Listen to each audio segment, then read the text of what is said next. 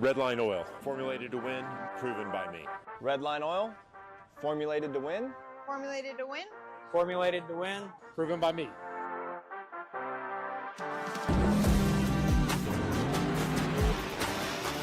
Formulated to win, proven by me. Proven by me. Proven by me. Redline oil, formulated to win, proven by me.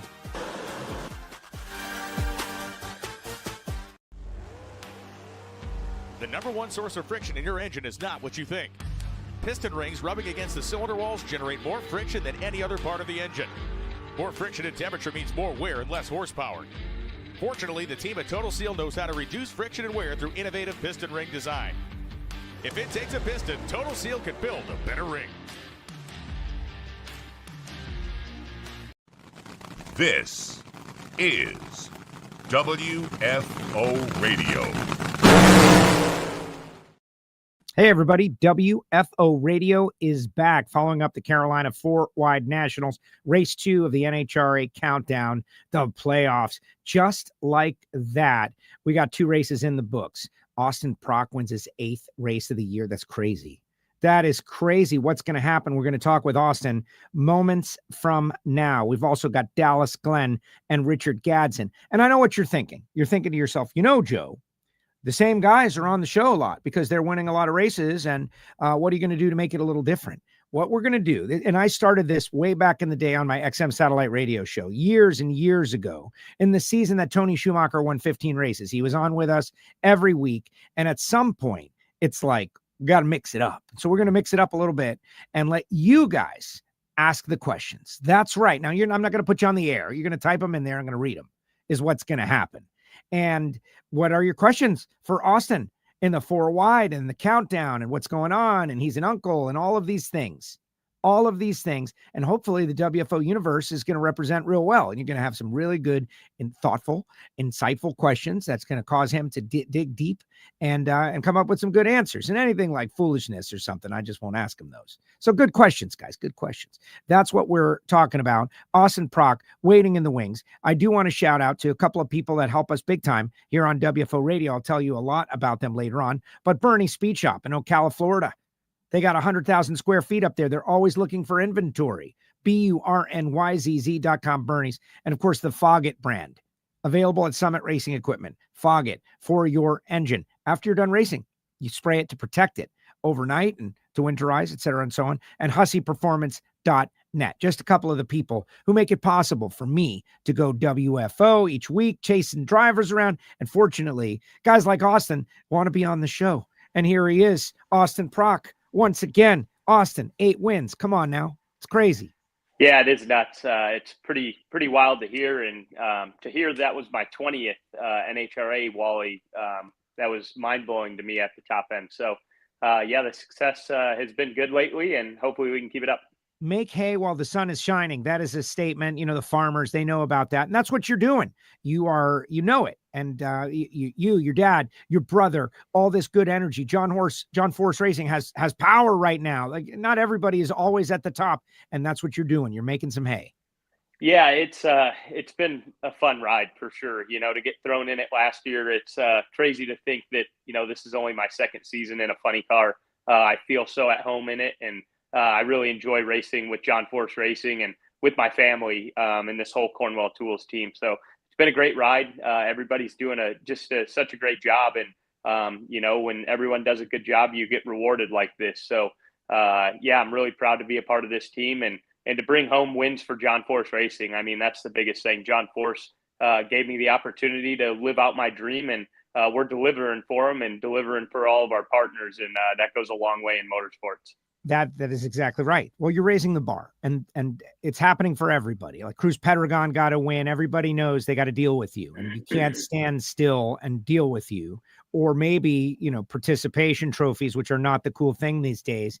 Like, I get to be a drag racer. Nobody wants that. So everyone's investing. I think about Paul Lee and what they're doing. Everyone is trying to step up to run with you guys. It's making for great entertainment. But I said that I was going to allow the audience to ask the questions.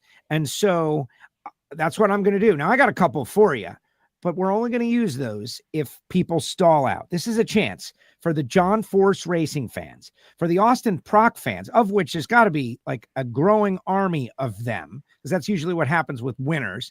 Let's see what they have to say. Okay, Ant Dog, he's usually reliable. First, is there an honor system among the drivers when there is a crash like Tony and Doug?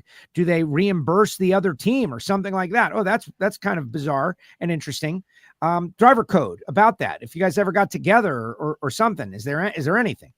Yeah, I've personally have never been in any interaction like that. I have seen, in the past in circle track racing, if some guys just wear someone out, they will offer some help or getting their bearings back, maybe get them some parts. At a professional level, I don't know if I've really ever seen that. It would be a better answer or better question for the team owner.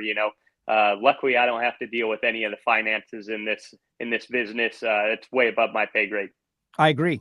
Like, keep the drivers out of that kind of stuff. And I know in the Sportsman ranks and the Lucas Oil ranks, sometimes I happen to know a couple of people that their car got ran into in the pits, and the person was just like, yeah, sorry, and drove away. And they had, $2,200 of damage or something like that to fix the car. These cars are all beautiful. And I think that's where our fine friends at Larice Motorsports Insurance come in. But that's a different story for a different plug there, Joe. Yes, and they're not even a sponsor, but I am a client of those guys because of my Project Pontiac. All right, Nicole, doing a great job. Way to go, Nicole. Gets us to the next question. Do you miss dirt track racing? Will we see you doing any dirt track racing in the winter break? I miss any race car that I'm not in. Whether I've drove it or not. I love being in the seat of a race car, and I would love to go race, circle track, whether it's pavement or dirt. On off weekends, but right now my focus is solely on this Cornwell Tools machine. We've been having a lot of success, and a lot of that comes with, putting all your energy into one spot. And, so maybe this off season, we'll see how the rest of the year goes. Maybe I'll sneak off to the Chili Bowl, but, I'll have to run that by my boss. I thought I was going to get to run a pavement midget earlier this year. And with what happened with Caps out at Lucas Oil Raceway, it kind of halted me getting the opportunity to do it. So I understand why our sponsors and team owners are leery of us going out and, taking a unneeded risk essentially to go out and, play or, I guess it would just be play. So we'll see. The Chili Bowl, one thing that's nice about that is we have a couple weeks. If anything did happen, unfortunate, you would have a couple weeks to recover. Where that pavement midget race at Lucas Oil Raceway, that was right before the U.S. Nationals. So we'll just have to see. I'll keep poking force, and maybe one day I'll get back in one.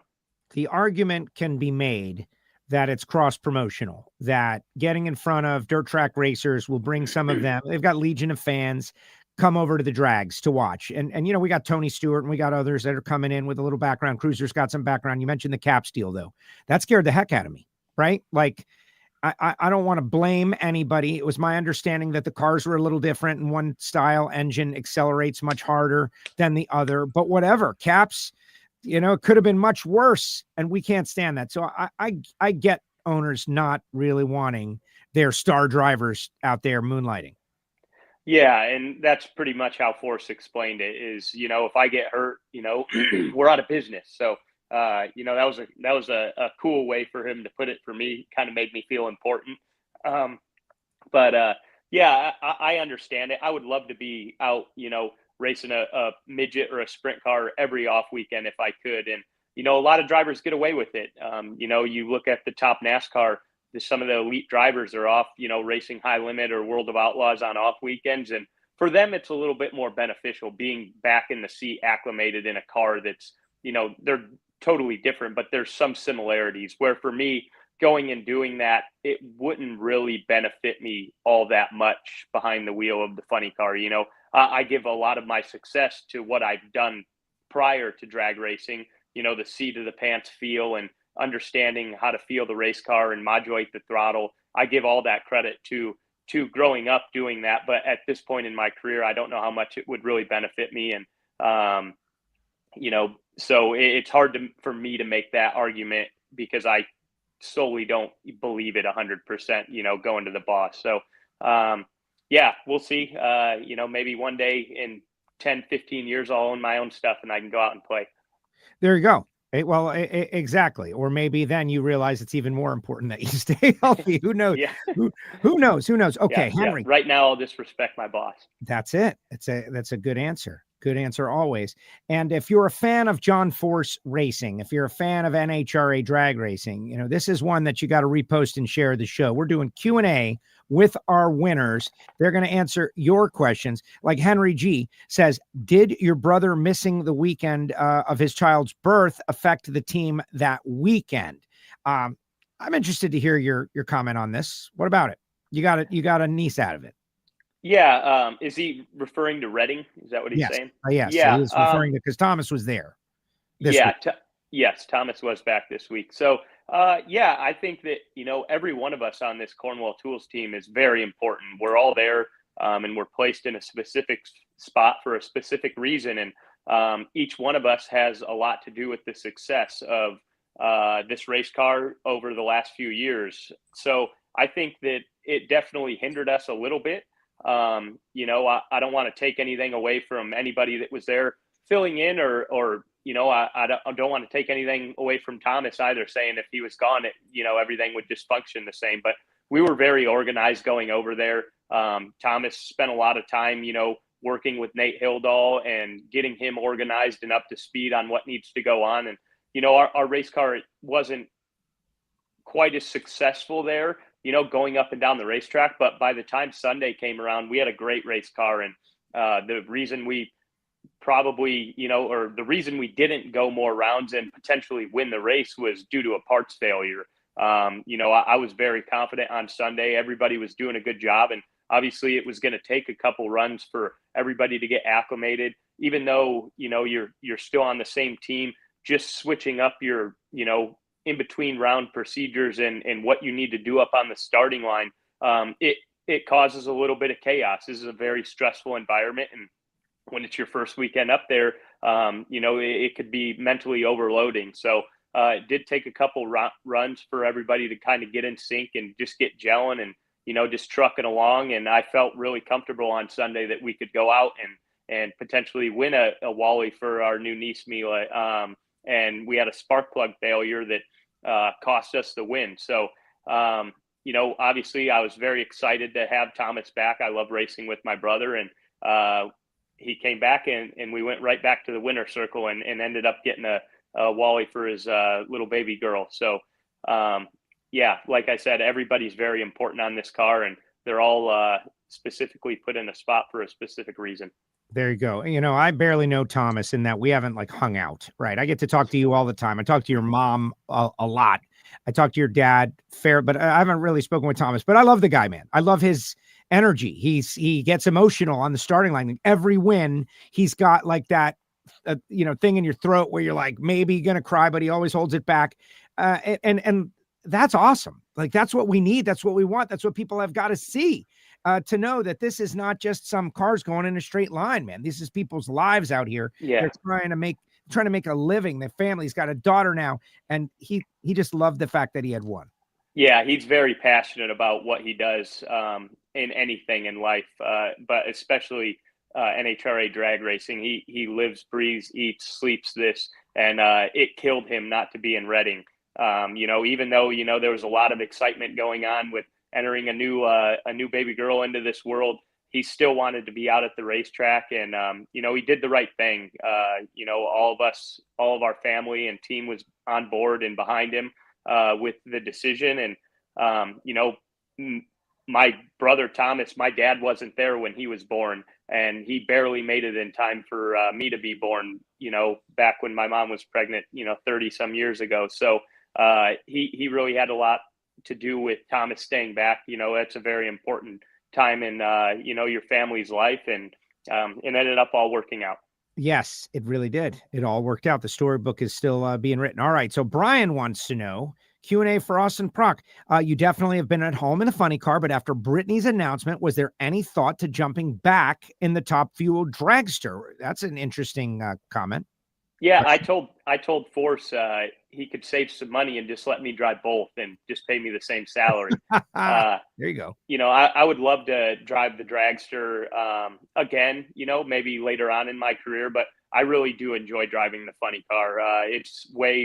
It suits my driving style a lot more, and just how chaotic they are. I love how, out of control, wild the funny car is. It really kind of fits my lifestyle. And if I had to pick, I would pick the funny car all day over the dragster, but I'd love to, hop in one on a random Monday or Tuesday and make a couple laps for someone. I think that would be fun just to get back in it because they are so much quicker. It is insane how much different this, the acceleration of the car is just in the first 60 feet. If you're getting it in a funny car, 850 is, really quick. But I've gone 809, 810 in a dragster, and it is light years different on how hard it hits you, how fast it accelerates. You wouldn't think that a few tenths of a second you would notice, but it for sure rings your bell. Wow, that's interesting insight. I appreciate. You're a funny car guy, man. Sorry. Yeah. I mean, I liked you in a top fuel dragster because there was no other option. Now that we've seen this show, can't go back. Sorry. Yeah, I like being covered in clutch dust. Yeah. It's just the character and the people you're racing against and all of it. It's just a good show right now. All right. Steve Brenwald wants to know your thoughts on Rico Abreu signing with Tony Stewart and that combination. Since you follow it, he wants to know what you think.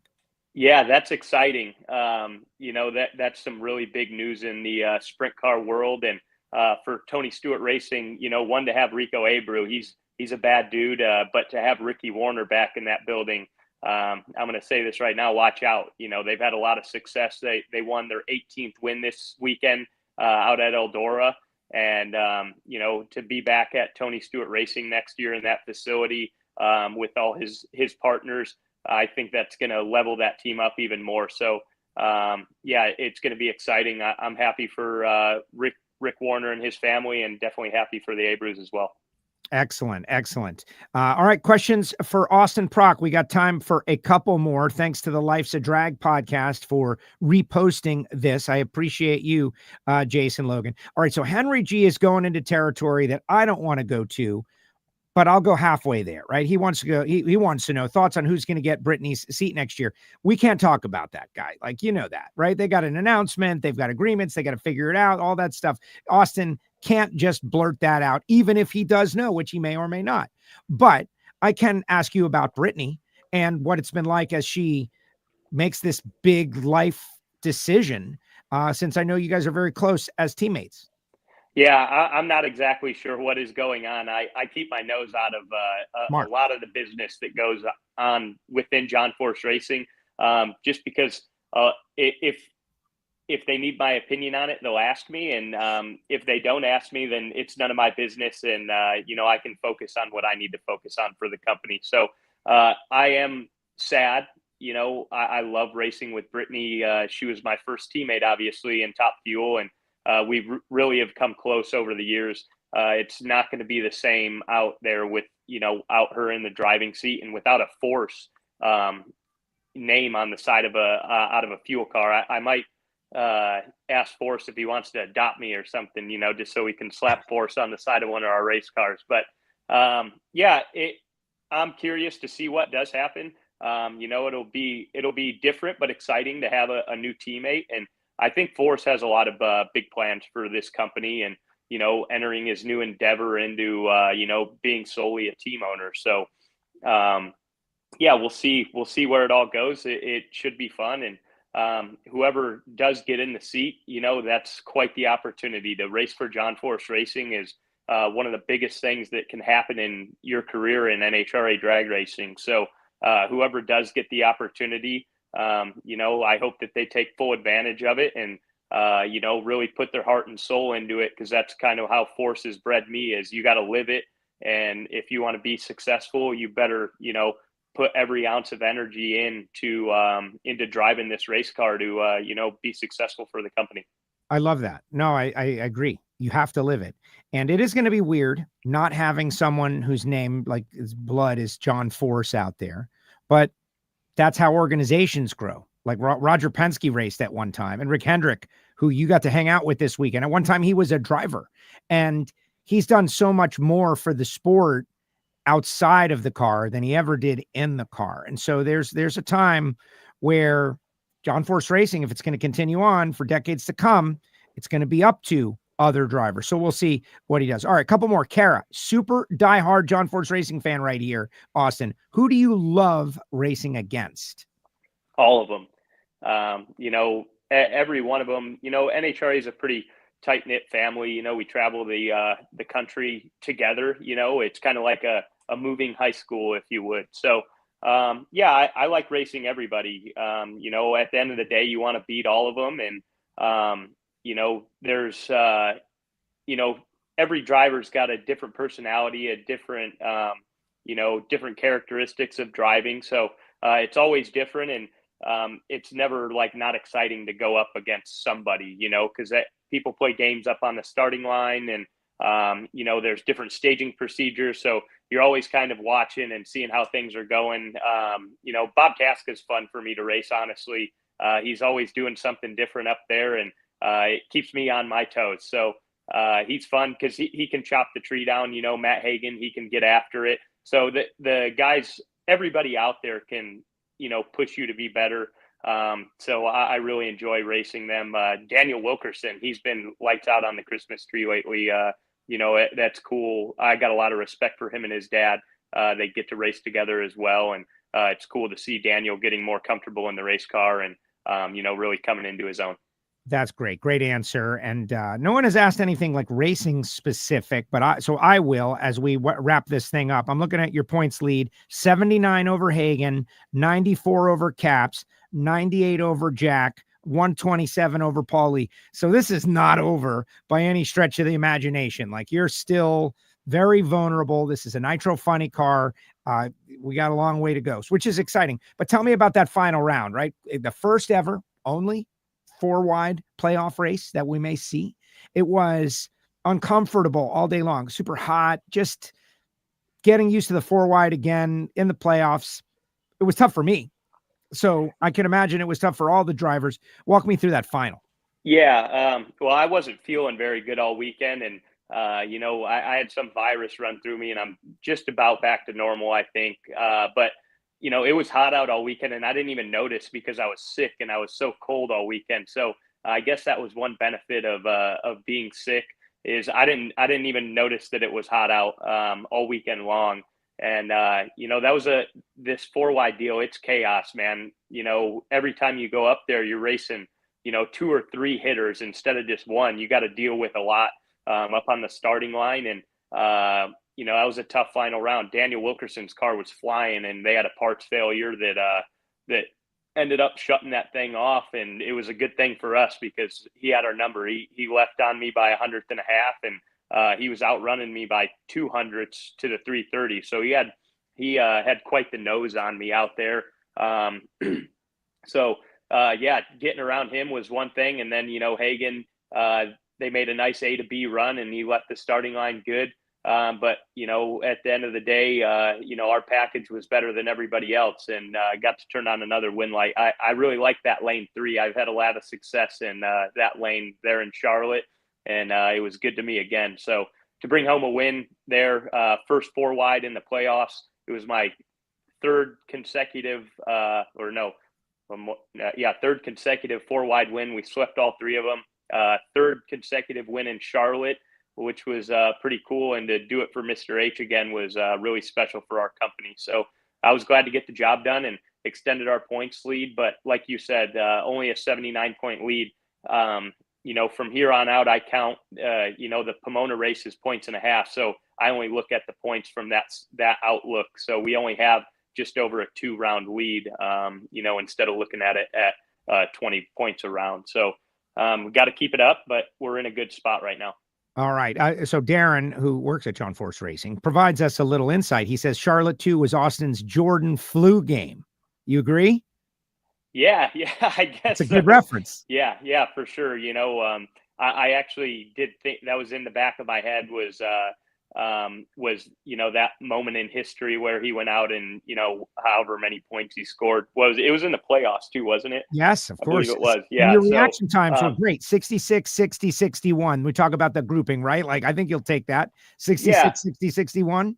Yeah, that was good. I wanted to be, I was trying to push myself all weekend to be a little bit quicker, and I was just kind of there all weekend. I think 72, 62, 72, 63 in qualifying. And those are, decent lights, but I want to be quicker than that. I want to live in the 40 and 50 range. So I was trying to push myself, but I also didn't want to overstep my boundaries. I always go up there and give it my all, and I was trying to lock in, and that's just kind of where I was. Being under the weather has got to slow you down a little bit, but like I just mentioned, our total package was good enough to beat everybody that weekend, and they gave me a really consistent car. I like when it gives me a lot of confidence, like going through qualifying when we ran like we did. We weren't low ET every round, but we were in the top 3, and like when we're just going up there and going A to B and the thing's safe, and you're getting anywhere from 3 to 1 points each time you roll up there in qualifying, it gives me a lot of confidence and kind of makes me want to step up and make sure I do my job and just make sure our package is there. And, it was just one of those perfect weekends. That's awesome. All right. There's one last question. Beer Guy sets what's up. What's up, Beer Guy? Hung out with Beer Guy a little bit. But Eddie, Fast Eddie, who just runnered up at the Race of Champions at the bracket finals, bracket racer in the WFO universe, just wants to know your favorite track on the tour. Do you have one?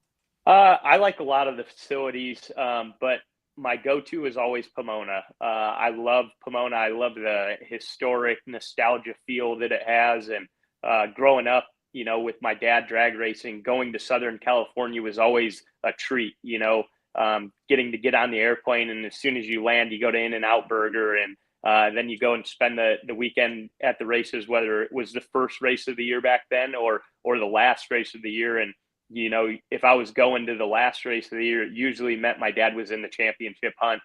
And it was always a lot of anticipation and excitement going in there, hoping that he could get the job done. And if he did, go into the banquet. So I love going to Pomona. I haven't got a win there in the funny car yet, but I've got one under my belt in the top fuel car, and I'd love to add that to my resume.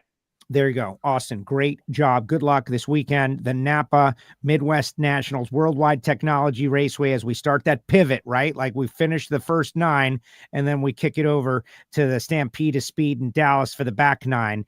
But pivotal race. If you can keep the pressure on, you're looking good for another world championship. But we'll let it all play out. Thank you for making the time. And this time doing a little Q&A with our listeners. I appreciate that. Yeah, that was a great time. Great questions by everybody, and I'm looking forward to getting to St. Louis. That's another race that I haven't checked off my box of wins in, and I feel really confident in our race car going in there. Weather's going to be hot and tricky again, but that's been suiting us well. So it's a close one to home. I get to drive my Chevrolet over there, and hopefully I'll get to drive it home with some gold in the back. There you go. Well, good luck. We'll see you there. These 3 in a row, man. It really sets the table for the countdown. Austin Prock, congratulations. Yeah, thank you. I can't believe that there's only 4 left. This year has flown by. Yeah, what a bummer. I mean, it's good, it's bad, it's a bummer. It is what it is. Things got to end, but we're at the end. Yep. Tough 4 stuff. more and on to the next. There you go. Thank you, Austin. Cool. Thank Appreciate you. Later. There he goes, Austin Prock. Won funny car again 8 times this year. Points leader, world champ, U.S. Nationals winner. Comes on WFO. Amazing. Just amazing stuff. All right. What about you, Pro Stock fans? Can you do as good a job as the funny car fans did with Austin Prock? Dallas Glenn, who I did not clear this with, but Dallas is cool, right? Q&A, baby. We're going to do a little Q&A. I'll ask some questions. You'll ask some questions. We'll talk a little bit about what happened with Dallas. He has won the first 2 races of the NHRA countdown. Just saying, there's a little something to that. But before we get to Dallas, I just want to mention the folks at Frank Hawley's drag racing school. Frank Hawley was out there this past weekend, walking around, checking it out, helping out some drivers. Really cool stuff. They have got a program called the Dragster Adventure where you can drive a dragster. You and your buddies. You don't have to be pros. You don't have to have all the equipment. You just show up and they set you up. And you're driving dragsters. They'll even do a race. So it's great for your clientele. It's great for your sales team. It's great for your business, team building experiences, all of those things. The Dragster Adventure. Call them. Go to frankhawley.com Check it out. Tell them you heard about it on WFO. Yes, if you want to get your license, super comp, super gas, alcohol, you can do all of that. But I think my audience would love to give this as a gift for the holidays. It's that time of year once again.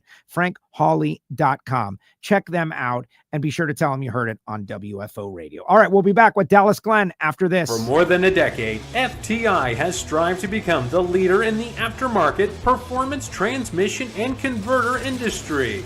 We've joined forces with McLeod Driveline Components under the leadership of Top Fuel Funny Car pilot Paul Lee, and now have a larger distribution network, more resources, and more power. Come see us in the pits and ask how you can join the FTI family. It's not cheating, it is the competitive edge. Looking to replace your OEM diesel particulate filter or diesel oxidation catalyst? Look no further than DPF XFit, a complete line of aftermarket diesel particulate filters and diesel oxidation catalysts designed as an exact fit OEM replacement with all makes coverage for light, medium, and heavy-duty trucks. With thousands of units in stock, we ship the same or next day, and be sure to check out our comprehensive reverse OEM lookup tool. Always new, never remanufactured. For more information, be sure to visit dpfxfit.com. That's dpfxfit.com. Hey, it's Antron Brown, driver of the Macro Tools Top Fuel Dragster, and yes, I'm a 3-time world champ. But you know what? When I win, I go straight to WFO Radio, baby. I want to see you listening in. That's what I'm talking about. And I want to see you listening in. Antron Brown is in the news. Not one of you guys asked Austin Prock about any of that. Not like, okay, gave you the opportunity. Gave you up there. You could have asked anything. Good job, guys. Good questions. Good questions. All right, let's bring on our Pro Stock winner. He's won the first 2 races of the countdown. Mr. Austin Prock won, and Dallas Glenn has also won. What's up, Dallas? I caught it. Thank goodness. How you doing, Joe? I'm great. I'm great. Hey, Dallas, are you okay with answering questions from the WFO universe?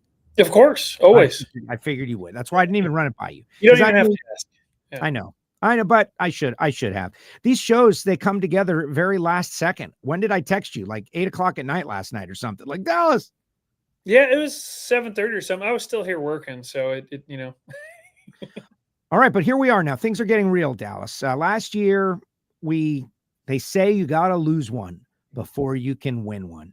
And you lost a heartbreaker at the hand of your boss and mentor, Greg Anderson. He came up and just stole it at the last second. And all year long, we've had a couple of conversations.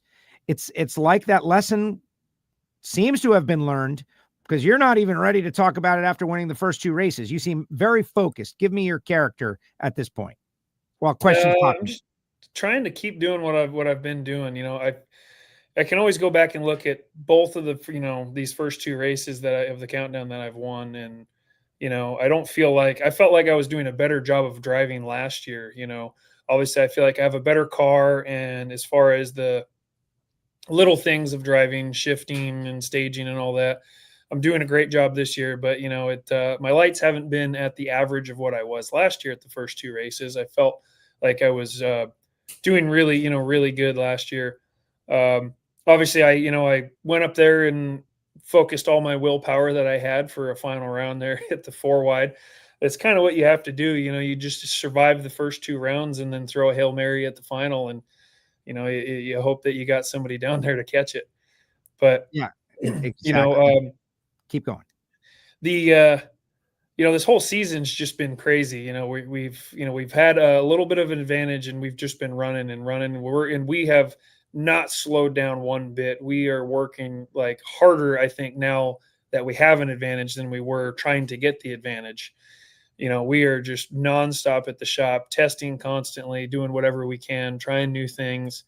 The advantage is only going to be there as long as we keep working. So, we're desperately trying to hold on to everything that we can. And, like Austin was saying earlier in his is, with Pomona being 1.5 points, I don't even consider, I think it's 79 points, just like Austin. I don't consider it, 3 rounds. I only count it as, it's 2 and some change. So, you got to look at the 30 points around and going into Pomona. And, last year losing to Greg in a final round by 2 thousandths, I didn't miss any shifts. I didn't stage bad. I was 17 on the tree. I did my job and just came up a little bit short, so all I need to do is, basically duplicate last year's, but string it over the entire countdown. Exactly. Well, all right. So we got a couple of interesting comments up here. You didn't do anything wrong. And in the end, that's got to make you rest well at night. Like, hey, man, just got beat. This is unusual. Red Racer, at least to me. WFO to you, Joe. I will say about Pro Stock this year that if my favorite driver, Erica Enders, can't win the title this season, I definitely like to see my close second favorite driver, Dallas, win it this year. There is a Erica Enders, Dallas Glenn co-super fan. That doesn't happen a lot, considering the rivalry and all of that. You guys are on polar opposite teams. Red Racer is into you and Erica. What do you make of it? I think that kind of falls into the, if I can't have Erica, then anyone but Greg. I think that's possible. I have met people, quite a few people that are fans of both of us. We both go out there and lay it all out, every chance that we get and do whatever we can. So, she's a fantastic racer out there, and, obviously she's won a lot of championships. So she does her job when she needs to, for sure. And, seeing her in that final quad definitely, it makes you bring your A game in there, especially, if you look at that final quad, you've got, me, Aaron Stanfield, Erica Enders, and Greg Anderson. And just the amount of just raw talent on the starting line there is pretty crazy. I think I had raced Aaron in the previous 2 rounds, and I knew that he had treed me in both rounds. So the only way I was going to be able to get by that one is to cut a good light. So, just a lot of respect for everybody on the other teams. Yeah, I can't imagine going toe to toe with Aaron Stanfield 3 times in a row, and Greg and Erica over there on the other side. Greg made a funny moment with Courtney on the top end of the racetrack. Next question, Keith Kaufman, and your questions for Dallas Glenn, guys. This is it. You got Dallas on the ropes here. Whatever you want to ask. This is interesting. I don't know. Whatever. We'll see what he says. Ask Dallas if he felt any pressure filling in Jason Lyons' shoes. Jason stepping out, you're stepping in. Greg is the face, but it was always kind of the 2 of them. And then here's this kid. Did that weigh on you? Did you feel pressure? Ask Keith. Not really. I had driven a lot of different cars at that point, done a lot of bracket racing.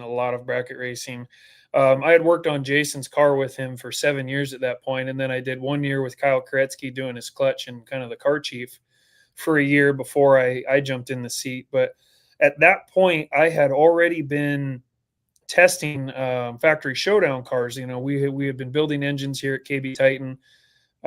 And so we were building showdown engines, and customers would bring their cars. We would put them in and try different, rear gears and converters and transmissions, and, get engine tune-ups and get shocks and tires and all kinds of different setups kind of worked out.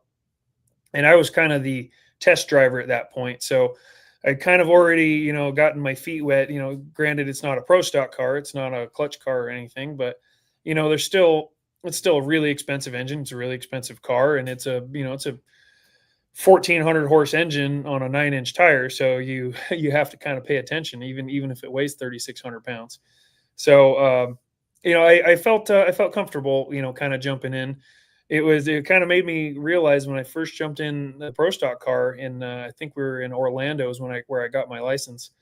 When I first jumped in and strapped into the car before my very first run, I looked at Jason. I said, 8 years I've been here, Jason. This is the first time I'm going to sit in a pro stock car while it's running. And that one was like, okay, that's a little weird. Been here for so long. I've raced 30 or 40 different race cars and, won all kinds of different bracket races. And that's the first time I've actually sat in a pro stock car with the engine running. That's amazing. And also for people that don't understand what pro stock is, and they see these cars and they're like, well, they're not as loud as the Nitro cars and they don't put 300 on the board.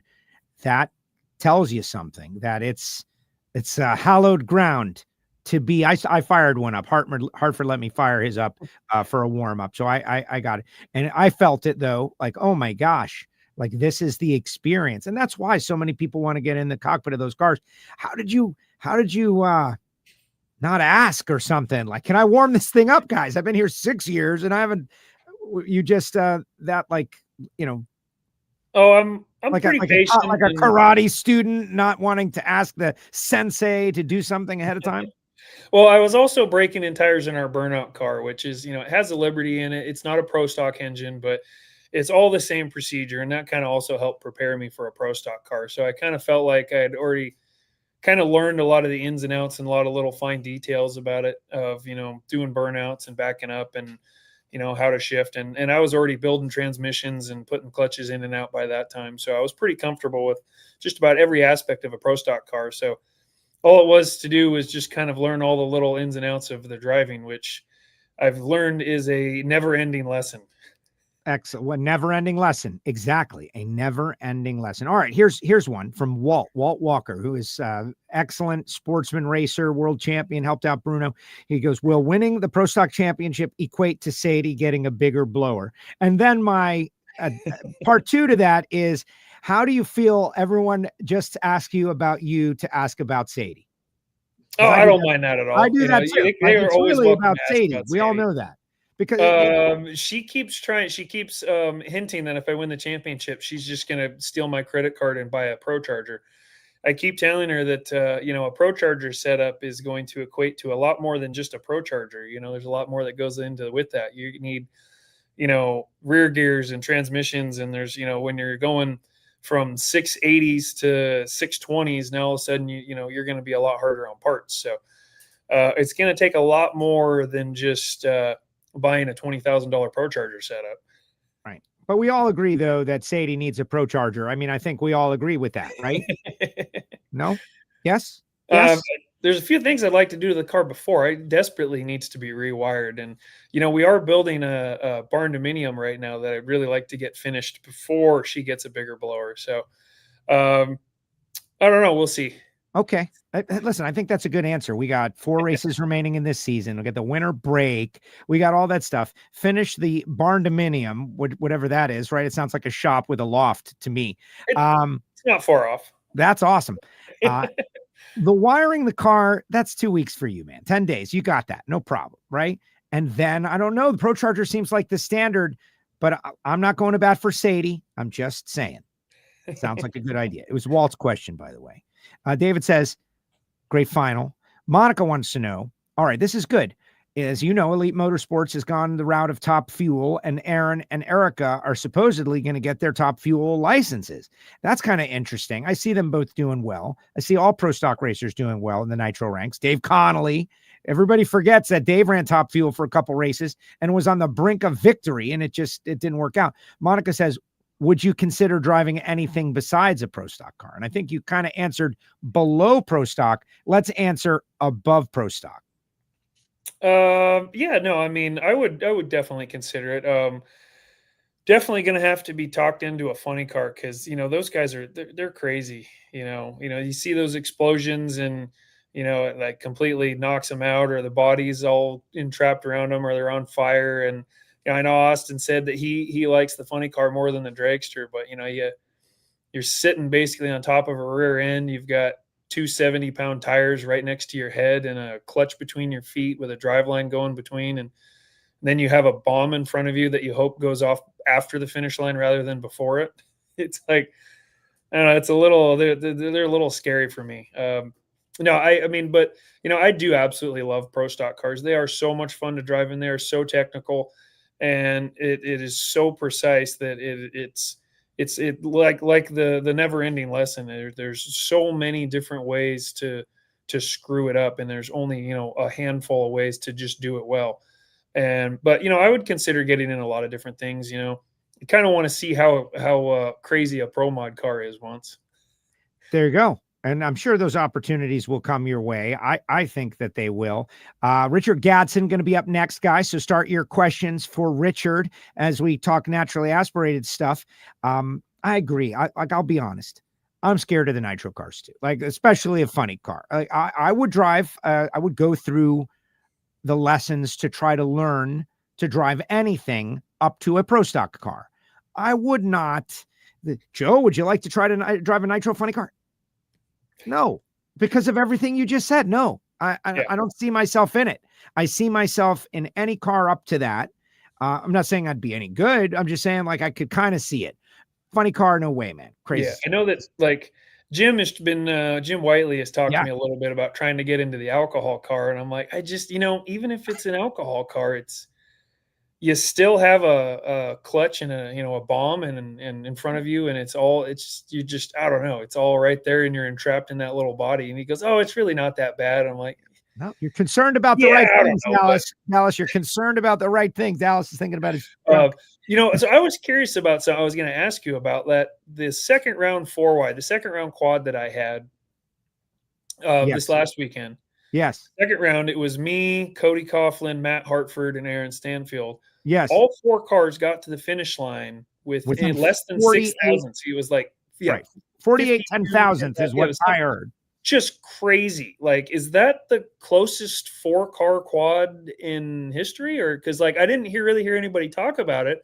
And I'm like, I'm looking at that going, I miss one shift and I'm done. Like, I don't go from, first to third. And I go from just like you miss 5,000ths and you're done. So on that note, we got a couple more questions we're going to get to. Life's a Drag question is going to be next. But so I talked to Hartford about this at the airport after it's over.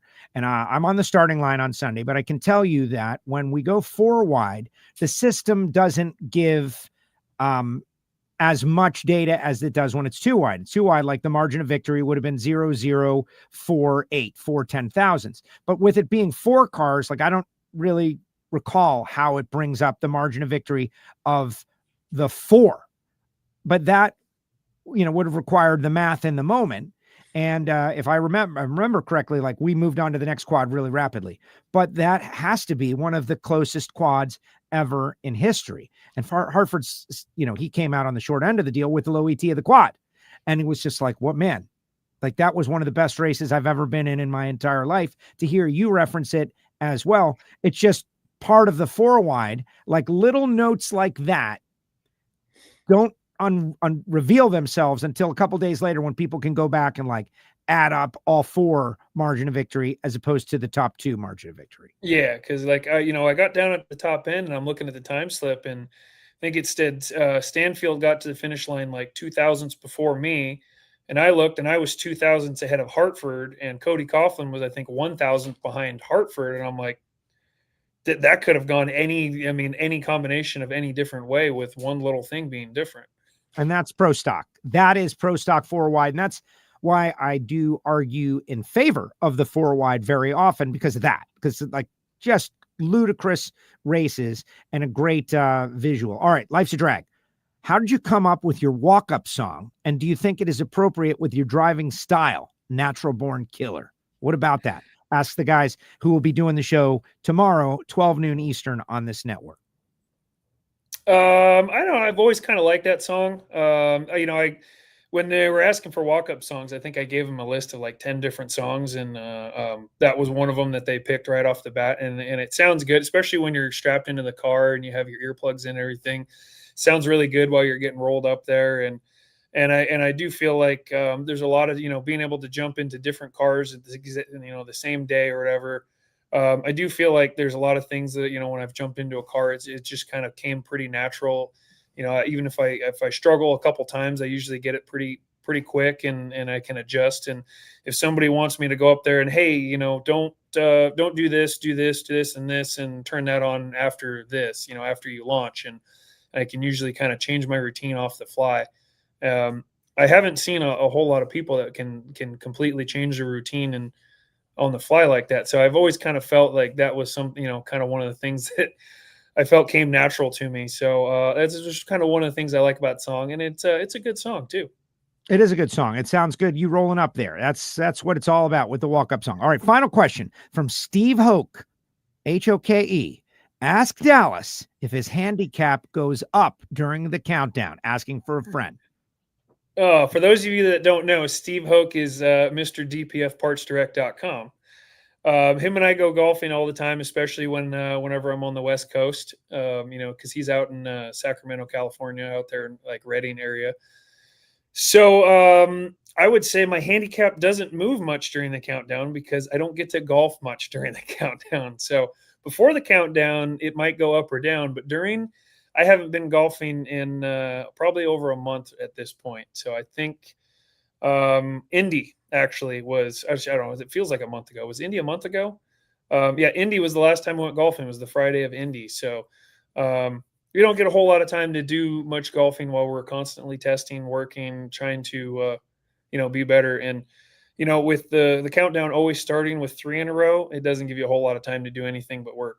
Yeah, you can't let this guy win, though. I'm sorry, Dallas. Like, that's the thing about it. You can't let Steve win. Sorry, Steve. He's got to do – you don't want him to let you win. Like, some would say let the sponsor win. I say no. No. Bring it one. He knows I'm not going to let him win just because he's sponsoring me. Good. Yeah. Like, you can't just let sponsors win. They got to earn it. Dallas, thank you very much. Good luck in the Napa Midwest Nationals. Notice we didn't ask you about the Steve Torrance thing, right? You're not close enough yet. After the Midwest Nationals, then maybe that conversation will have to start coming up, but we're giving you a break just yet. Well, I do love St. Louis. It's that track and me kind of go hand in hand for, how the starting line's usually pretty good. So I've had a lot of good luck there. Hopefully I can just keep the luck going. Keep it going, Dallas. Thank you for doing this. Thanks for taking the questions from the audience. Absolutely. Thank you. Way to go, buddy. See you this weekend. There he goes. Dallas Glenn with us here on WFO Radio. Great questions, guys. But do you know Pro Stock Motorcycle? Do you have questions for Richard Gadson? I haven't asked Gadson if he's open to answering questions, but I feel like he's got the vibe. And I'll ask some question to Richard. He doesn't have 8 wins this year. He's only got 3 wins this year, which is a pretty good year. We're going to talk about that with Richard Gadson. Literally seconds from now, we're going to do that with Richard, Vance and Hines. It's going to be great. All that coming up right after this. Drag racing fans, check out Drag Race Bracket Bonanza. It's the free, family-friendly fantasy bracket game. Now, after final qualifying at every national event, you can fill out your bracket for all the pro classes. It's free, easy to click on your picks. If you need some help, just hit the randomizer button to fill in the blanks. It's for fun, stay engaged, and pick your winners today.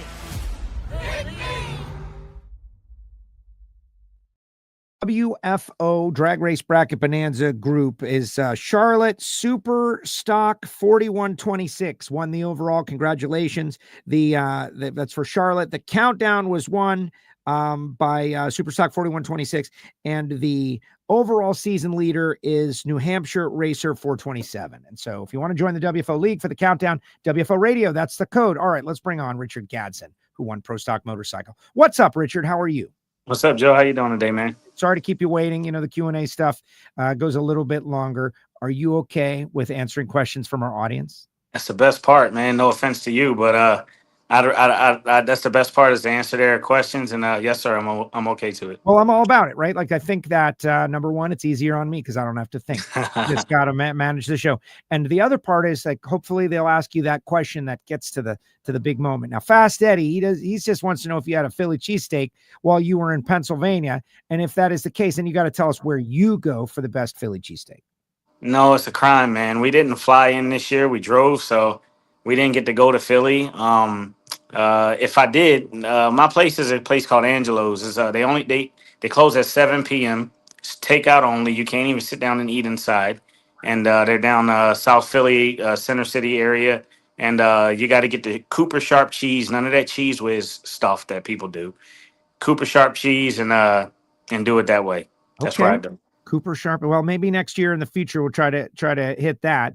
Obviously, the 2 tourist places, I did them and I enjoyed it, but I know that the best steaks are the smaller localized places. I know about that. Absolutely. Yep. Next time, Angelo's. Just remember that's the easy name to remember. Angelo's, right? Yep. There's probably more than one. No one. All right. David wants to know for you, Richard, taking on 3 Matt Smith bikes in the final, did that make the win even more special? And he says, congratulations on the win. You were surrounded by Matt Smith Racing motorcycles. Yeah, it did make it more special, and not to compound it, but I had John Hall around before that as well. So it was it did make it more special, man. You kind of go up there with a little bit more chip on your shoulder, and winning was really cool. All I kept saying to myself is, don't be last. Like, don't be in last place going up there against all 3 of them. But no, it was really cool, man, to walk away from that.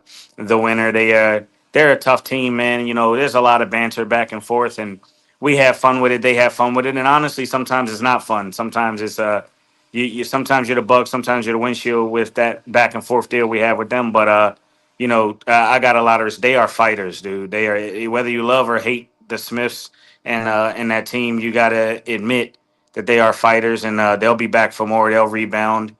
Gage, he'll rebound. It's gonna be a pretty crazy countdown. But I'll hold on to this one right now for another couple days.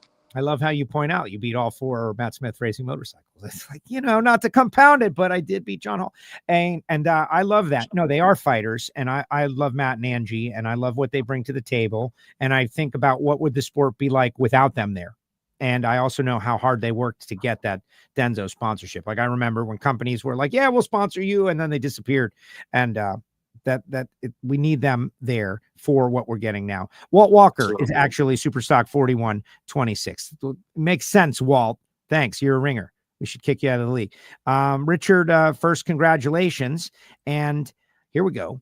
Mr. Ant Dog. Mr. Ant Dog is BMX. He's like, we're drag racing. He loves drag racing, but he's like given his life to BMX, and he loves it. He's like a 50-year-old guy now, and he just loves it, loves it, loves it. He That's wants pretty to know badass. how hard the launch is on a pro stock bike off the line. Like, what's that feel like? So we see sometimes up to 3 Gs. If you're on one of those 103 passes, you're going to see 3 Gs. But aside from the G forces on your body, the hardest part, I always say, anybody can ride a pro stock motorcycle. That may not be true, but that's just the term, right? Anybody can ride a pro stock motorcycle, but riding it right is a whole nother conversation. And then riding it right repetitively is a whole nother step to it. And what I mean by that is that going up there and you say, okay, cool, I got something that's going to go that direction at 3 Gs. My body wants to go back this way. It wants to be, and most cars, you're strapped into the car. You're going to go with the car. The motorcycle, that's not the case. So you have to pop a clutch. So that means you have to open your hand at one point fully like this. You also got to make sure this hand doesn't come off the handlebar. You got to close that hand back without grabbing the clutch lever again. And you got to get your thumb ready to hit a button all within 1 second. You're going to shift 1, 2 at somewhere in the neighborhood of a second after you pop the clutch. But when you pop that clutch, the motorcycle doesn't move instantly from this. There's a point of time, depending on how the bike's set up, to when the motorcycle moves. So you have a motion of going on a 2-step, popping the clutch, going with the motorcycle, and it doesn't always look like a ram like you see Gage Herrera do. Some people do it like Matt Smith, where you don't actually see a forward motion. That's called an equal opposite reaction, to where he is going with the motorcycle. If otherwise, it would jerk him back. But go with the motorcycle. A lot of us take another look at the tree and make sure the light's green, and then you center back focus, look at your shift light, and hit the 1-2 shift. All of that I just mentioned to you happens in a second, and you're doing that with immense pressure on you, your team standing behind you, the finish line ahead of you, a final round, whatever the case may be. It's really, really, really hard to do, and it's hard to do all the time. Every race, I feel like Q1 is my first pass on a motorcycle. Every race, I feel like Q1 is the first time I've ever rode the bike, and I could have just rode it 5 days ago, and it still feels like the first pass. You kind of need a couple to get in the rhythm. So exciting to hear you talk about that. Guys, if you're out there, fans of Pro Stock Motorcycle or otherwise, we need you to share this show. Just explanations like that, so detailed, and also explains to me, like, I could never, speaking of crafts, vehicles that I could never imagine controlling, that is one of them. I didn't want to sit on one. And so what you do is amazing. All right, next question. The guys from Life's a Drag want to know, what about Shady Maple? Heard you guys got your feed bag on in Reading. Is that true? Were you there? Shady Maple is, my team is I hope they see this later. They're very simple on their eating. We go to the same places pretty much everywhere we go. I've never been to the Shady Maple. Even when I was on Chris Bostic's team, he never took me to Shady Maple. Vance and Hines team's never taken me to Shady Maple. I have never gone to Shady Maple. So I'm ashamed to say that. Not that great.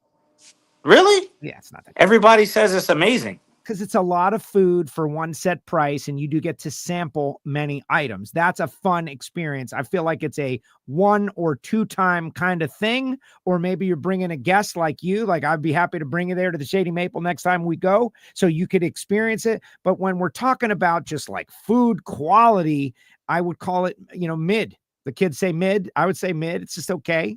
But but it is an experience. Well, I don't feel quite as bad, but I would like the experience. Next year, I might wham in the back seat and cry and moan until somebody takes me. We'll see. There you go. All right, Keith wants to know. Monica says, "Congrats on an awesome win, tremendous win." We'll talk points in a minute. But Keith wants to know: did Richard drive or ride any other cars / or bikes before getting on Vance and Hines? Now, Gage has raced cars. What about you? Never. I never raced a car. I've made one pass down the racetrack in a car, but it was an old Buick Grand National. It was probably a 12-second car, and I was younger, still in high school. That's the only time I've ever went down the drag strip in a 4-wheel vehicle. I would like to, though. I'd like to try it. I'm about like Dallas. I don't want to do it in a nitro or alcohol funny car. I do it in a dragster of almost any form, and pro stock car would be, a lot of guys like to jump and go to nitro. If I was to ever leave motorcycles and go to cars, it'd have to be pro stock car or no car, I think, maybe. As far as another motorcycle before Vance and Hines, yeah, I've ridden. I couldn't even count on one hand. I'll say I'm a modest guy, but I've won in, I think, every class of motorcycle drag racing now except Top Fuel. I've at least won an A event, and that goes all the way down to just Street ET, which is your basic bracket racing. And as far as pro stock bike, I think the way I got the Vance Hines deal was I had a gentleman named James Johnson. Shout out James. He's in Maryland. Robert Brandt from Arizona hooked me up with a Stop Soldier Suicide and Mission 22, and George Baber of BPM Race Engines. We all collectively, I had a bike that James told me, hey, look, come live your dream. I went and picked up his pro stock bike, which is a carbureted 2-valve at the time, and I sold a bunch of stuff off of it and took the money from that. And I don't even know how I did it at this point, to be honest with you. And I built a 4-valve fuel injected bike, and I rode it and tuned it myself, and was able to, I think I went to Dallas, and I had never ridden a motorcycle, never made a clean pass down the racetrack. I tried to do the Dallas test session, and it didn't run. I left the racetrack Wednesday night and went to an 8th mile track 15 minutes away, XRP, and made my first pass, like, sort of down the track. And I came to Motorplex and qualified 9th after Q1. And I didn't even have a crew. It was just me and a couple friends just trying to figure out a way to make it happen. I think that was one of the things that contributed to me getting this Vance and Hines deal. Man, that's a great story. That's what it takes, right? Like Austin was on first. You weren't on just at that point, but Austin said that John Force told him, you got to live this. You've got to live it every second of the day. You got to want it so bad. That's how you are successful. Beer Guy says, and Beer Guy has created his own, speaking of living it, he's created his own persona out there in the world as the Beer Guy in the NHRA, doing a great job. I met him this weekend. Cool guy. What's the turnaround look like for a pro stock motorcycle? Like parts replaced after every run, that kind of stuff. That's an interesting question. Good call, Beer Guy. That's a very good question. And I'm ashamed to say it's, as long as nothing catastrophic happens, we can't rebuild the engines in between rounds. We would put a different engine in it. But as long as nothing catastrophic happens, we put air in our tire, we service our clutch, put fuel in it, and go back up there. And that amount of time that it takes us to do our clutch, basically, is the same amount of time that a fuel team rebuilds their whole engine and sometimes even their whole car. I watched Doug Coletta crash a car and come back the next round 40 minutes later. Unbelievable. And it took us that long to service our clutch. So that's the power, that's the strength in numbers and everybody doing their job. But as for the most part, that's what we do. Our clutch maintenance program is pretty involved, pretty detailed, but I don't know what it is in comparison to a car, but it takes us pretty much almost a whole turnaround time in between. Got it. All right. Kara wants to know what your favorite track is so far. My favorite track on the NHRA tour would be Sonoma. I've never been to Denver. I've heard that would have probably been my favorite, but I really, really, really enjoy Sonoma.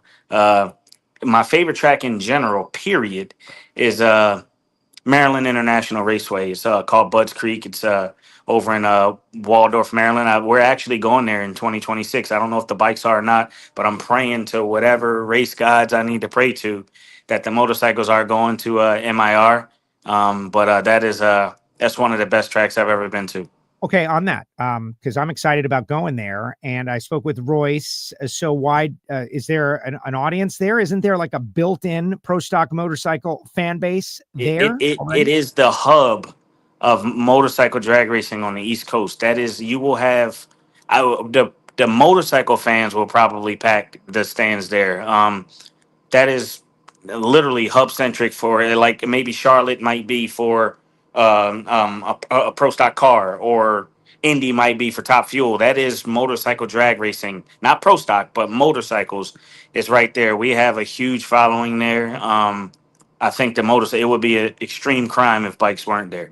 Okay, good. It would be great if we had an NHRA employee like watching right now, just saying, and we do. Yeah, so that is good. Got it. Send word, Joe. You got connections. You got Galvin is down there. He's right. He's taking notes right now. I don't think he's there yet, but he's definitely taking notes. Matt says, congratulations. All right. Life's a Drag says, stop it, Joe. Shady Maple is great. And Latoya McDaniel says, no, it's not. Nope, not good. Sorry. Golden Corral, basically. So it's debatable. It's debatable. And, okay. Like Jason likes to eat. We know that. But Latoya, she knows what's good, too. She hangs out with McNeil Freeman. So you could see, you definitely have to. Yeah. I got to see for myself, though. I can't judge. I can't judge it from anybody's opinion. I got to try it next year. Now you're in. David wants to know, what about that Top Fuel motorcycle? Those are guys are a little nuts. Spider-Man's been out there. Bob Malloy he told me this week, he goes, man, they're so big. I didn't know if I could ride it, but he is. Is that something like you kind of secretly want on your resume?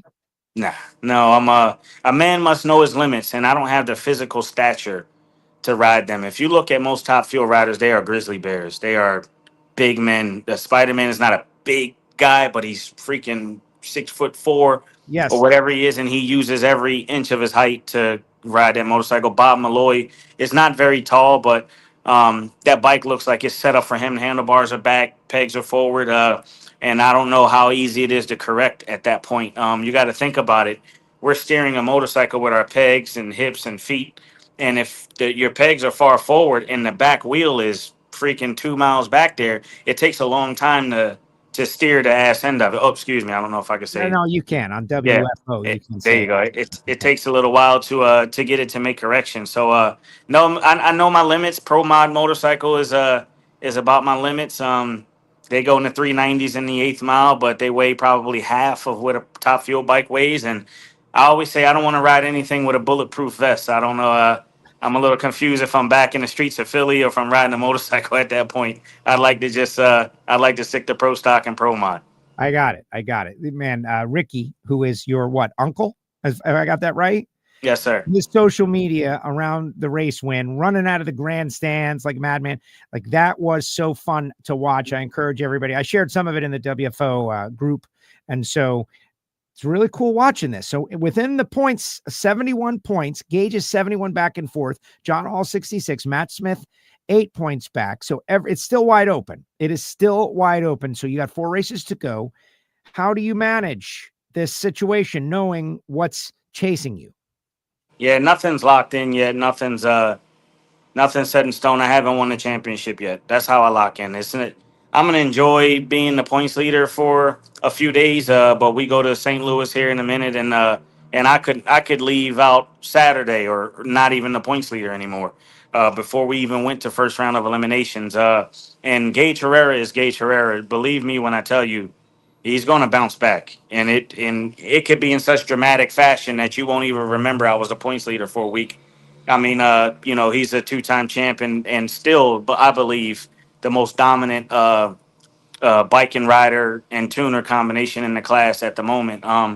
But luck can happen to any of us. And I won't say it's just bad luck. A lot of guys are doing good in the class. I don't mean to discredit anyone, but it's going to be a dogfight. It's going to be Matt's not going to go away easy. Gage is not going to go away easy. I'm not going to go away easy. Neither is John Hall and Angie Smith, if she keeps a motorcycle like she has. Long as Gianna's out there, and Matt Smith's been known to stack a guy or two in there in the countdown, and you could end up seeing a really good rider on another MSR bike or We got Brayden Davis on our bike. It's absolutely crazy right now. First round of eliminations, you go up there nervous as heck, and then second round, you feel like you're in the finals 3 more times. So it's going to be a dogfight. Like I said, I'm going to enjoy this points lead for another few days, but I got to keep this up. I got 4 more races, and they will be long races. And Pomona, don't forget, 71 points sounds like a lot for Gage right now. Pomona's, what is it, points and a half or double points? It's points and a half. Yeah. And a lot can be made up with points and a half at the last race of the year with a lot on the line. So if he's within striking distance, you got to treat him as just as much of a threat to win his third. So I'm going to just keep doing what I'm doing. I've been getting a lot of win lights lately. If it's not for a couple bad breaks here and there, I feel like I'd have had a few more. I'm going to just keep doing what I'm doing, and may the forces be with me. We'll see how it goes. There it is. Okay, real quick. Lang Lee says, so happy your mother got to see. Is this a family member of yours?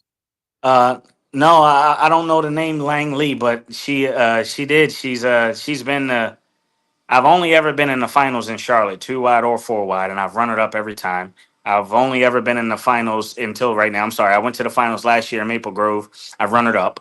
I can't remember. I think I went to Richmond last year. I've run it up to Gage. So she's been the 4 or 5 runner-ups. She's never saw me win. And this was the first time she and my uncle that you guys just mentioned got to see me win. They made a lot of sacrifices in life to help me get to this point. So it was pretty cool to reward them with being able to touch a Wally. And the final, most obvious of questions, Keith wants to know, is he an Eagles fan? Yeah, obviously. It's every fan that walks by that has an Eagles jersey or a hat, I dap up, say what's up. Matt Hagan's pre-race fit in Maple Grove. I'm mad that he thought of it instead of me, but I mean, in Maple Grove, we got a TV in our pits now. Normally, we got NHRA TV playing, so we can watch and listen to all the other classes in between rounds. In Maple Grove, we put the Eagles game on, so I can watch it. Big Eagles fan. Go Birds. There you go. I like it. And they're playing well. So, all right. We will see you in a couple days. Napa Midwest Nationals. Keep it going. Thanks for joining us on the show. Looking forward to it. Thank you, man. Way to go, Richard. Richard Gadson with us here on WFO Radio. And he doesn't want to drive a Nitro car, but man, the star power of Richard Gadson with the spotlight that would be on him in a Nitro car. I'm just saying, of all the guys out there, media savviness, for me, I think he is the cutting edge. It's my opinion. Let's see what Jason Galvin has to say. What's up, Jason? All right, that went a little long. Q&A went a little long. When do you have to go? What is your time limit so I can work everything in? 1 minute. 1 second? Well, you got to talk. You can't hear me. Well, I cannot. Cannot hear you. Well, there's nothing I can do except just kick you out and make you go away, and then maybe you come back in, and that's all I can do. He doesn't have his thing on. It's like Richard heard me, and Austin Prock heard me, and Dallas Glenn heard me, and all of that. What I will do is give final results from the 4 wide. 4 wide's tough, guys. Justin Ashley, another assassin-like job on the starting line. Justin, unable to join us today. How about now, Galvin? You can't hear me, but you can't hear me. You could hear Richard Gadson though. Can you hear me now? Yes. Just I listened to that whole Richard Gadson interview. I got my earbuds in. It's all fine. Whatever. You brought me into the room. Boom. Earbuds don't work. Don't get it. But now it's working. I think they ran out of battery or something. I just charged them. They're 100%. Anyways, whatever. So let's use this time we have MacBook microphone. Hi. Exactly. Let's use this time we have wisely. Yes. And I was agreeing with you, by the way. Richard Gadson is like a budding star in the world of motorsports. Yes. 100%. He really is. He gets it. He understands. He doesn't shy away from the spotlight. He wants to talk. He's like sports radio savvy, and he could do anything he wants as far as I'm concerned. You put him in a top field dragster, get him out there, but he doesn't want to do that, right? Pro Stocks. Right. He's so clear and friendly to anyone that wants to listen. Every word he says, you're listening, man, this guy's got it going on. Gage Herrera going to have to chase him down. That's going to be fun to watch. It is going to be fun to watch. Listen, Pro Stock Motorcycle is still wide open. I mean, Gage is going to have to come from pretty far back. I mean, we've seen what John Hall can jump up and do, and Matt Smith is still within the same round as Richard. So it's not like Gadson's running away from anybody. It's not my internet, Jason Logan. Thank you very much. That's what he says, though. I mean, I like it because it's a callback humor, right? Yeah, right. And remember, that wasn't even the internet, it turns out. All we did was we bought a modern computer. We got rid of the one that was from college in 2010, and it just magically fixed everything. So it's funny how that works. You buy an updated thing. Right. We spoke with Austin at the start of the show. 8 wins on the season. He's locked in. I mean, but that's like the train keeps running, right? I mean, there was one race, and I think some people thought that the window was open, and then it took them race number 2 to reclose the door. The interesting thing to me, and I brought this up to Austin in the post race, and I know you don't really get to watch that, Joe, because you go host media. Last year, this time of year was when that team really got on a run, right? I think they only had 3 wins going into the countdown, and they won 5 of 6 or something like that. They went on this crazy run down the stretch. But we had great weather last year this time of year, right? I mean, Charlotte last year, with 300 mile an hour, 8th mile passes and all that stuff, right? So we had this incredible weather down the stretch last year. We've not had that here. It's been very warm to start. I mean, the weather's been great. Like, my tan looks good and so does yours, but it's been very warm for this time of year where we're racing. And that car historically has not been as dominant when it's, 90 degrees, but I mean, they've figured that world of it out too. And that should scare everybody else. I mean, but listen, Hagan runnered up, and he's still within striking distance. Richard mentioned 1.5 points at the finals. I think you and I are kind of the belief, like, if you can stay within 60 points going into the finals, then you've got just as good of a chance of anybody. And if you're within 90, then you've got a chance. And Hagan right now is the one car that's within 90. But what funny car can't allow to happen here, Joe, is like if Austin Prock goes out and wins this weekend in Dallas, then the ship has sailed. I mean, we need miracles to happen. So I'm also a believer in what's right. This guy's won 8 races on the season. They've dominated the season. What's right? They are proven to be the best. It would be catastrophic for them to stumble and fail and lose the championship, right? They have been the best car over. But also wouldn't be the first time we've seen it. No, it's cruel. It's a cruel world out there. Justin Ashley, another assassin-like driving job. 33 in the first quad, 36 in the second quad, 43. He eased up in the final round to win his first race. Put some words together to describe what we are seeing from Justin Ashley with a car that I'm not going to say it's mediocre. It's good enough to win. They're giving him a car that's good enough to win, and they're winning. So funny thing about that. I went and talked to Mike Green in the winner's circle, and I kind of halfway apologized because I thought about it after was round 2 the triple hole shot. Round 2 was the triple hole shot, and I thought about kind of the way that I use the words. And I went to I even kind of walked back a little bit after the run, after an interview, and then I went and talked to Mike, and Mike laughed me off. He's like, "You're not wrong. I need to do a better job. We're giving him a good enough car, but we're relying on Justin to win us rounds. And if, I was doing a better job, then Justin wouldn't have to be 30 every time he's in the car." He goes, "But I'm not going to complain about having a driver who's 30 every time he's in the car. That's a huge advantage to our team." So I think even the team at this point, that was the sense I got, was even Mike Green and Tommy DeLago have just kind of sat back and been like, "Listen, this is probably not the time of year to be out there trying to chase performance. That time of the year was a month and a half ago, right? Before we got to Brainerd and Indy, really. And at this point, you kind of have what you have. I mean, how many times have we seen people get lost this time of year and race themselves out of a championship because they try to do something that's maybe outside of their, the capabilities of the car as it currently is. So I think Mike Green and Tommy DeLago kind of have the right mindset right now, right? Which is, would it be great to go out there and run, 66 in the killer runs? Yeah, it would. But our car is just not there. So what we're going to do is we're going to get Justin close enough. Now, the converse side is Justin won a triple hole shot. And I think if he would have been in the other quad, he would have run low ET in that quad, right? So that goes to your point, Joe. It's not like it's a bad car. It's just not a throwdown in the throwdown conditions car. But it doesn't have to be. I mean, look at St. Louis this weekend. I think Friday night, because we run so late, I think Top Fuel runs at 7 or 7:15. The sun will be down. It's a pretty good track. I think Friday night will be be pretty killer for ETs, but the rest of the weekend's going to be warm again. It's going to be the last weekend. So if Justin Ashley just goes out there and runs 77 or 78, like let Doug run 75, let Sean run 75. Doug and Sean can cut lights with Justin. And we know it, right? I mean, Sean was mad at himself after round 1, and I think he was like 60.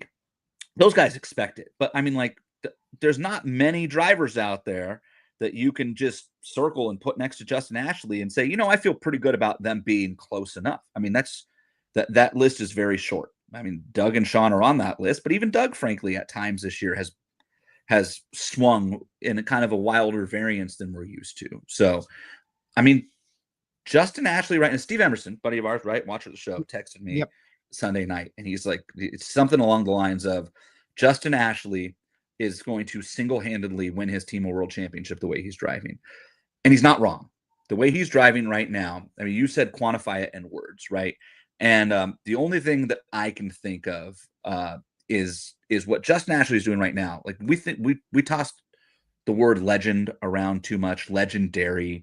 But what Justin Ashley as a driver has been doing this season, really, but even more so in the last 4 weeks since the spotlight was really on and we got to Indy and the countdown, and like what Justin Ashley has been doing, that's legendary stuff. That's the type of stuff that in 25 years, if he wins the world championship, even if he doesn't this year, like I think we all agree he's probably going to win one at some point. He has to. Keep making your point, but I'll tag. It's going to be a Hall of Famer at some point, and we're going to be thinking back to, like, you guys remember that time when Justin Ashley was 30 every round that it mattered in a countdown at the U.S. Nationals? Like, those are stories we're going to tell, and somebody's going to sit there and go, wow. Like, I don't know that we're appreciating it enough. No, we're not. Well, because the result matters. If they runner up and they finish second or third, these things get lost to history. You have to win the championship to solidify it in history. I think of Erica Enders in her first championship where she won the race where it was trip zip to Jonathan Gray, and then she and Jason Line in the final round, and she was near perfect again, and he was red. Like those. You have to win the championship or people will forget. If you win the championship, they'll tell this story for 100 years, as long as we're talking about drag racing. It's really amazing. All right. I know we don't have you for a long time, so I want two things. You heard Gadson talk about Maryland and the bikes. Yep. Okay. That's it. Tell somebody. Part 2. Okay. That's it. Just want to make a phone call, Joe. I did my job. I passed the information on to the next person. I do that at the track all the time. I make sure somebody knows that can fix the situation, or at least I've done my due diligence. And then the next thing is, all right, this is tough stuff, right? The Tony Stewart, Antron Brown deal. I knew really nothing of it until the race was almost over. And then I started to hear some rumblings about Antron said something, and then Tony said something. And then I have now seen both interviews online after the fact. So where are we on that, in your opinion? Like, what's up? Because Bobby Bennett's got a column, and they're talking about the growing tsunami, and people are angry and all that. And I haven't had any contact. What can you share? So, first off, from like a technical standpoint, I think I know a fair amount about what they're talking about, and I've done a decent job of going down and talking to tech and trying to kind of wrap my head around it. But I don't think that's necessarily my place to come out and talk about things that we hear behind the scenes. I agree with that. I agree with that. Like my biggest suggestion would be, I actually think Bobby's story. I don't know about the tsunami part of things. I think there are some people who are pretty frustrated. I think listen, I'll put it this way, Joe. I've talked to 2 different teams, Nitro teams, not Top Fuel and Funny Car, not all Top Fuel. I should be clarified there. I've talked to 2 different teams, specifically. One team who is adamant they're not using it, and I believe it, but is also a strong championship car in the Nitro ranks, I will say, has kind of brushed it off as like, should this deal? And first off, both people have said we think other people had it too. And I think Bobby's column kind of insinuates like this is not like a one team thing, right? It was something that was kind of sold out there on the market.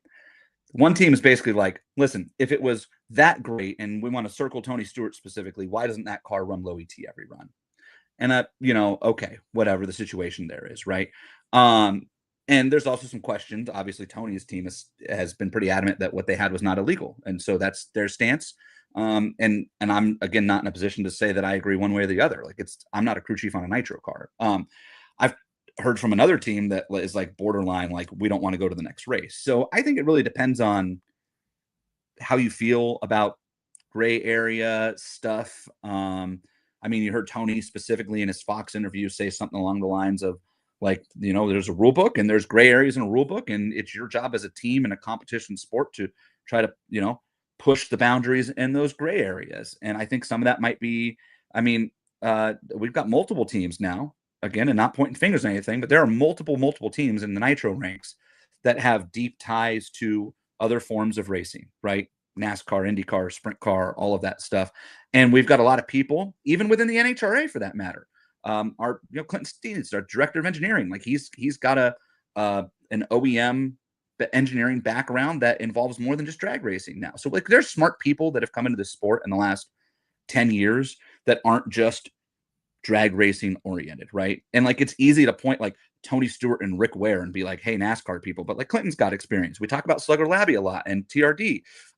It's easy to forget, I think, that Thomas Prock spent 4 years working at Tony Stewart's NASCAR team as an engineer on Clint Boyer's car.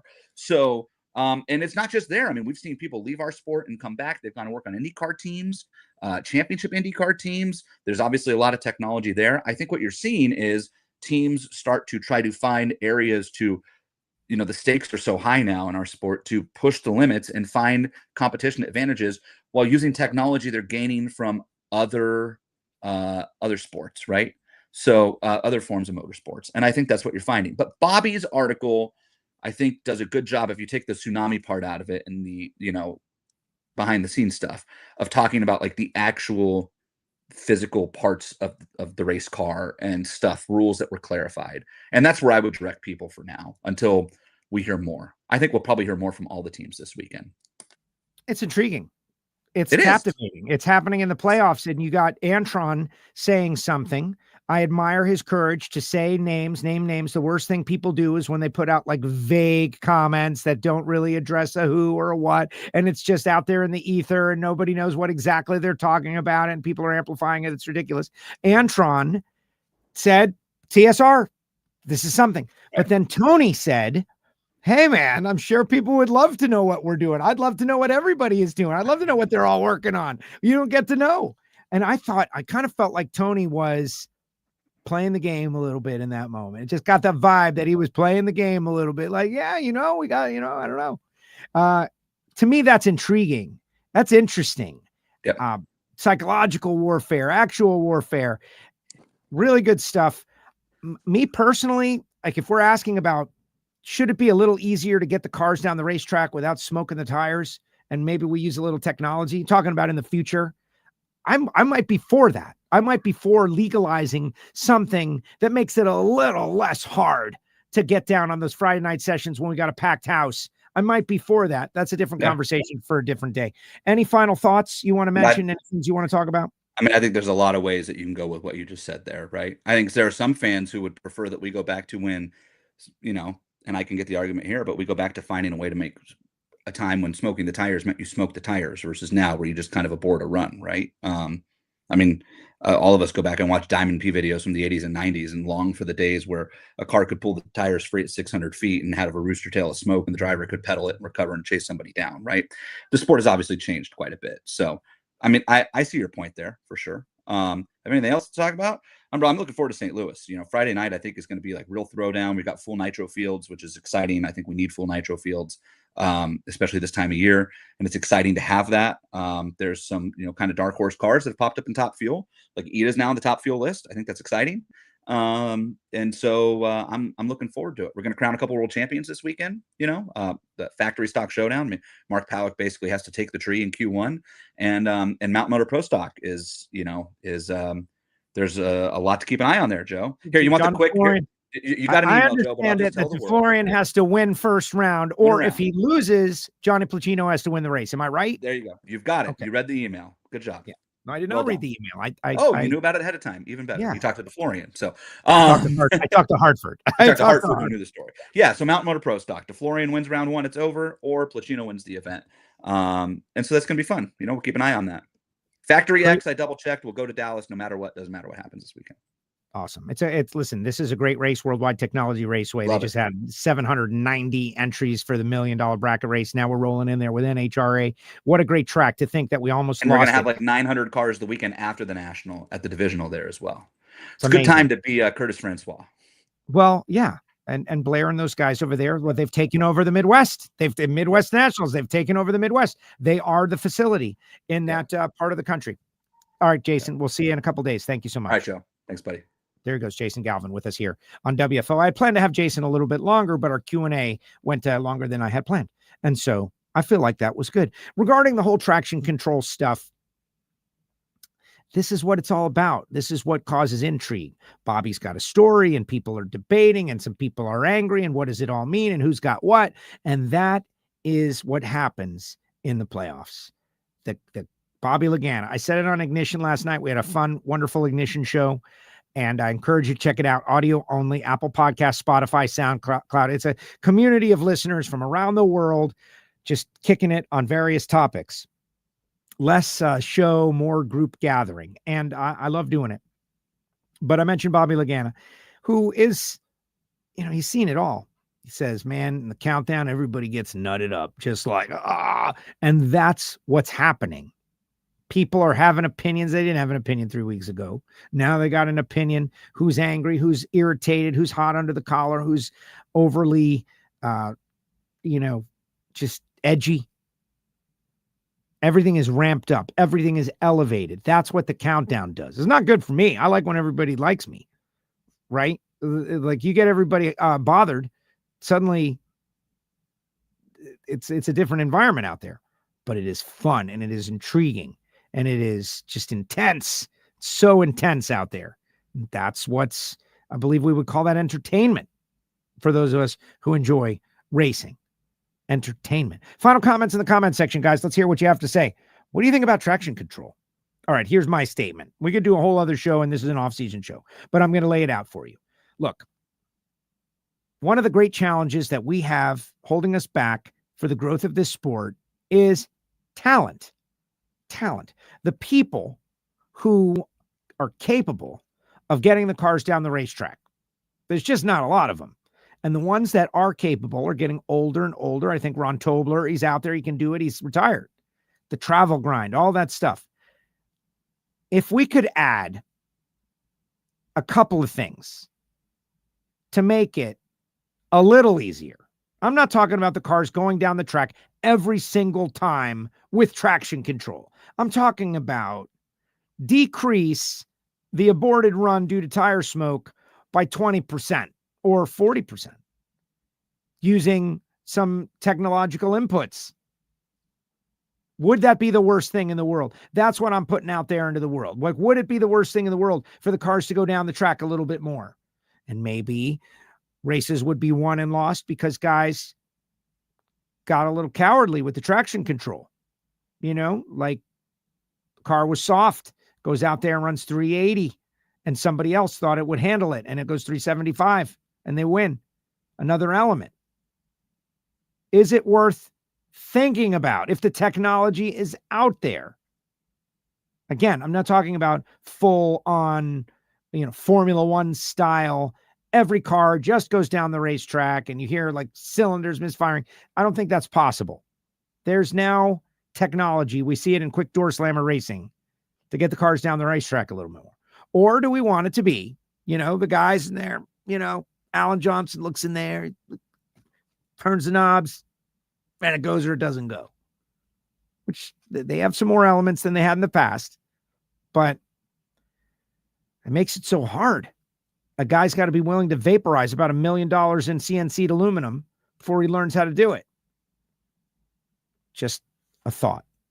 Just a thought out there. All right, before we let you go, get your comments in the comment section. Let's see what you have to say. Don't forget, Life's a Drag, noon Eastern. If you're watching on YouTube, if you're watching on X, these guys will be on tomorrow. And they're getting a good live audience, 12 noon Eastern time. Jason Logan, Elon Werner, the John Force stories alone. Back in 1998, I was working with John Force and this cool thing happened. That is your, to entry, the hurdle to entry. Like, you should want to see the John Force stories, period. Just natural stories. But Jason Logan is doing a good job. They're interviewing some drivers, not tomorrow, though. It's just going to be them talking about the countdown. So check out Life's a Drag tomorrow. WFO merch on sale. Project Pontiac. I'd love to see some more Project Pontiac shirts out there. This is what the back of it looks like. But we have got our WFO hoodies, and we got the Miami Hollywood Speedway Classic shirts, and we got the mugs, and it's all discounted right now. You can get a shirt for like $16. Helps out the show. Helps the show. Patreons. These are the VIP listeners, the ones that get the real dope behind the scenes. I give them Monday motivation. We talk a little bit about whatever's on my mind. Tell them about all my racing stuff. And they get to hear it from Heiner Show. Michael Heiner talking Pro Stock. I've never learned so much about Pro Stock than on the Hear It From Heiner Show. Great stuff. If you like the show, maybe you want to become a Patreon, but you're definitely not required. Nobody's required to do anything on WFO. In fact, we don't even require tiers. You just like TIE, not TEA. Whatever you want to send us, we appreciate it. Shout out to Marvin Rodak and Rodak'sCoffeeandGrills.com. We are very close to heading to Texas. Stampede to Speed. So if you want coffee, put your order in and go pick it up. 817-924-6821.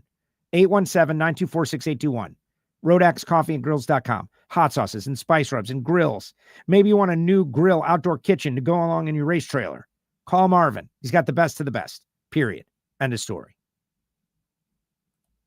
If you don't have a can of Faggot in your race trailer, you're making a grave mistake. Simple as that. Get it at Summit Racing Equipment. SummitRacingEquipment.com, Faggot.com. Check them out. Bernie Speed Shop. BURNYZZ.com. Bernie's, they're always looking for inventory. So if you've got a classic car, a muscle car, an exotic car that you want to sell it and you're like, how do I do this? They are the ones to handle this for you. Bernie's.com, located in Ocala, Florida. HusseyPerformance.net. David Allen and the team. Been walking the pits a lot lately. Hussey Performance, 412-716-4872.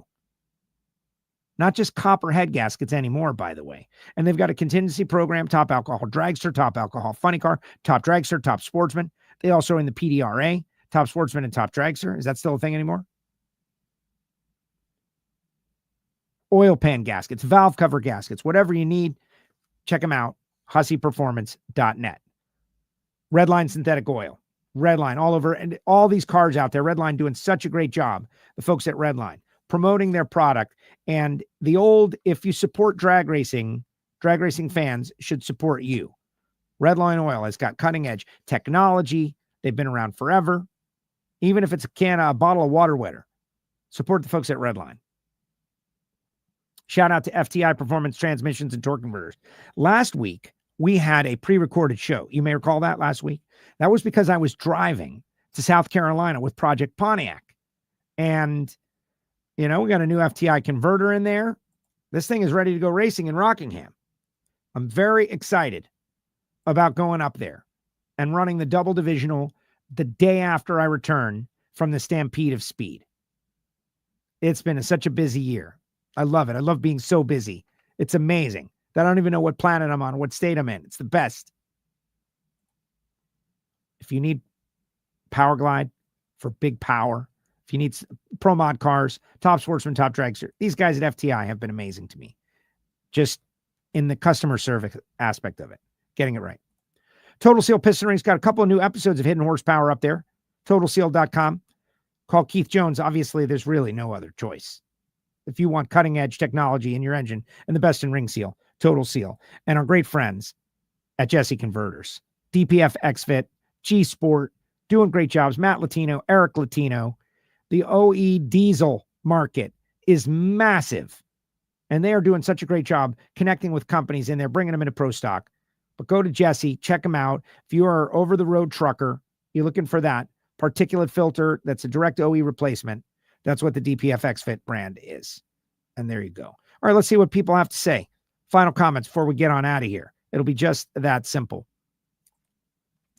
champion predictions after the first 2 races. Beer Guy. First of all, good hanging out with you at the race. Beer Guy. He's doing good stuff. Creating his own NHRA social media following. And good stuff. So it's, Dallas Glenn looks likely. Austin Prock looks likely. Still a long way to go, but they're looking strong. Anything can happen, but they're looking strong. Pro Stock Motorcycle. Man, Richard Gadson would be a great champion. Gage Herrera. It's the guy is that good. He's had 2 off races. So the likelihood of him having another off race goes way down. So I'm not making a pick. And Matt Smith. Remember, Matt Smith is driven for that 7th championship, something he's been talking about for a few years. So that's wide open, clearly. And Top Fuel is just totally wide open. But, the NHRA odds makers are pretty much telling you what's what on that. And I think Austin Prock is, in the driver's seat. We'll see, though. Ron Cap's running better. Had that massive explosion. Had a few of those this year. Fun show, great show today, says Monica.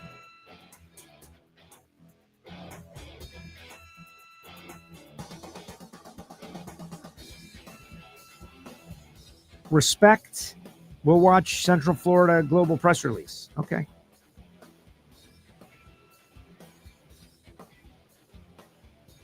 Another great show. How about a thanks to Ron Torno and Rat Racing for being out there trying to win? Well, that's why they won the Never Rest Performer of the Race, was our thank you to Ron and Tom and Mama Rat, everybody out there. Thanks to Amanda for the follow-up question. Had to do it. There's, great job, Amanda, but I expect no less from Amanda. There's no way Amanda's going to let Antron get away without, wait. What are you talking about?